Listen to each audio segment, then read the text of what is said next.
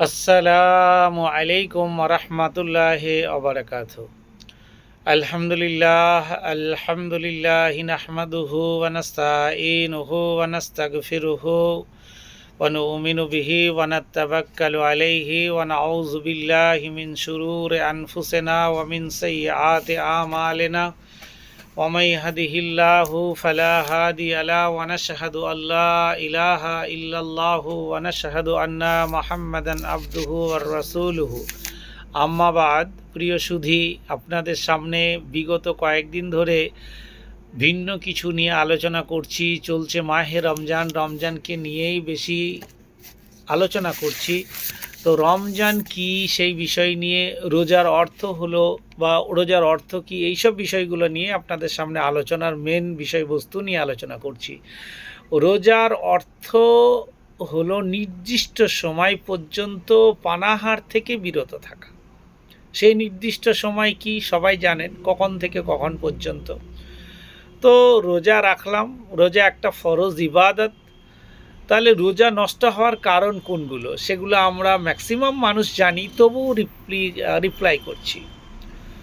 সুবহে সাদেক মানে ভোর থেকে, সুবহে সাদেক ভোর থেকে সূর্য অস্তমিত পর্যন্ত ইচ্ছাকৃতভাবে পানাহার করলে রোজা নষ্ট হবে, এটা আমরা সবাই জানি।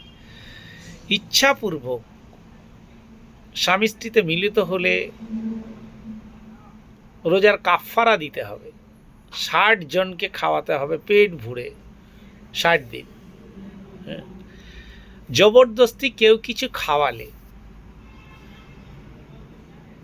4 নম্বরে কুলি করতে গিয়ে হঠাৎ গলা দিয়ে জল নেমে গেলে বা পানি নেমে গেলে। 5 নম্বর নাক বা কানের মধ্যে ওষুধ দিলে, যেটা শরীরে প্রবেশ করতে পারে। পেটের ক্ষতে ওষুধ দিলে যদি তা উদরে প্রবেশ করে, মানে খাদ্য যে জায়গাটা, উদর মেন যে খাদ্যস্থল, সেটা সে জায়গায় প্রবেশ করলে রোজা নষ্ট হয়ে যাবে। মাথার ক্ষতে ওষুধ দিলে যদি সেটা মস্তিষ্কের ঘিলুতে মিশে যায়, তাহলে আপনার রোজা নষ্ট হবে। মুখ ভরে বমি করলে রোজা নষ্ট হবে। রাত্রি মনে করে সেহেরি করলে রোজা নষ্ট হবে। সন্ধে ভেবে দিনে ইফতার করলে রোজা নষ্ট হবে। নাকে নস্যি টানলে অবশ্যই রোজা নষ্ট হবে। নাকে কানে তেল, জুস, অমক তমক ঢাললে রোজা নষ্ট হবে। দাঁতের রক্ত বা থুতু গিলে নিলে, মানে বেশি পরিমাণে দাঁতে দেখবেন অনেকে খুঁটটাতে খুঁটটাতে রক্ত হয় বা ব্লিডিং আসে, ওই রক্ত যদি গিলে নেন তাহলে আপনার রোজা নষ্ট হয়ে যাবে। কয়লা বা মাজনের কিছু অংশ গলার নিচে চলে গেলে রোজা নষ্ট হবে। ভুলবশত খাবার খেয়ে নিয়েছেন, আপনি বুঝতে পারছেন যে আমি ভুলে খেয়েছি, তারপরে যখনই স্মরণ হবে তখনই সেটা যদি না রেখে আবারও খান, তাহলে আপনার রোজা নষ্ট হবে। এই সব কারণগুলো রোজা নষ্ট হবে। ও রোজা কি কারণে নষ্ট হয় না, সেই ব্যাপার নিয়ে আপনাকে আবার 2-4টে কথা বলবো বলে মনে করছি। তাহলে রোজা নষ্ট হয় না কি কারণে, সেটা আপনাকে আবারও বলছি।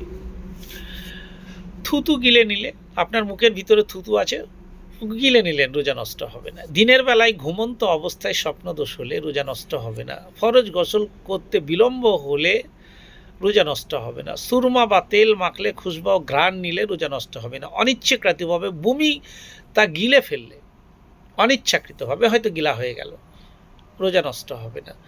ভুলবশত কোনো খাদ্য খেলে মনে পড়লে সঙ্গে সঙ্গে তা উগলিয়ে দিতে হবে বা ফেলে দিতে হবে, তারপরে আর খাওয়া যাবে না, তাহলে রোজা নষ্ট হবে না।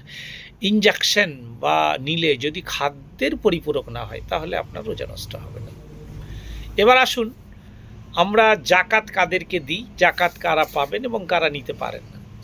জাকাত দিতে হবে এরকম কিছু মানুষকে: এতিম, ফকির, মিসকিন, অভাবগ্রস্ত ব্যক্তি, গরিব ছাত্র, যে সাহেবের নেশাব নয়, ঋণগ্রস্ত ব্যক্তি, অসহায় দরিদ্র স্ত্রীলোক, অভাবগ্রস্ত মুসাফির ও ধর্মযোদ্ধা, এদেরকে অবশ্যই জাকাত দেওয়া যেতে পারে।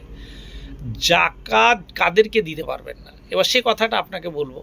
জাকাত দিতে পারবেন না অমুসলিম ব্যক্তিকে, পিতাকে, মাতাকে, দাদা দাদিকে, নানা নানিকে, এদেরকে জাকাত দিতে পারবেন না। পুত্র কন্যাকে, পৌত্র পত্রীকে, নাতি নাতনিকে, স্বামী স্ত্রীকে, এদের কখনোই আপনি জাকাত দিতে পারবেন না। সাহেব নেশাবকে এদের দিতে পারবেন না। সৈয়দ বংশীয় ব্যক্তিকেও জাকাত আপনি দিতে পারবেন না। তাহলে জাকাত কাদের প্রাপ্য কারা প্রাপ্য নয় সে বিষয় নিয়ে আপনার সামনে তুলে ধরলাম। অবশ্যই বুঝতে পারবেন এবং ক্রমাগত রোজার মাধ্যমে যদি আপনি কিছু ভুল ত্রুটি করেন তার জন্য আপনার উপরে আরেকটা জিনিস আল্লাহ তাবারাক ওয়া তাআলার তরফ থেকে পাঠিয়েছে, সেটা হচ্ছে ফিতরা। আপনি হঠাৎ করে একটা কোনো বাজে মন্তব্য করে ফেললেন, তার জন্য কাফফারা দিতে হবে ফিতরা। ফিতরা আপনাকে আদায় করতেই হবে। যে আজকে ভূমিষ্ঠ হচ্ছে, ভূমিষ্ঠ হওয়া থেকে শুরু করে যতদিন যে বেঁচে থাকবে ততদিন পর্যন্ত তার উপরে ফিতরা জায়েজ হয়ে যাবে। এটাই বাস্তব। আজকে এখানেই এই পর্যন্ত। আসসালামু আলাইকুম ওয়া রাহমাতুল্লাহি ওয়া বারাকাতুহু।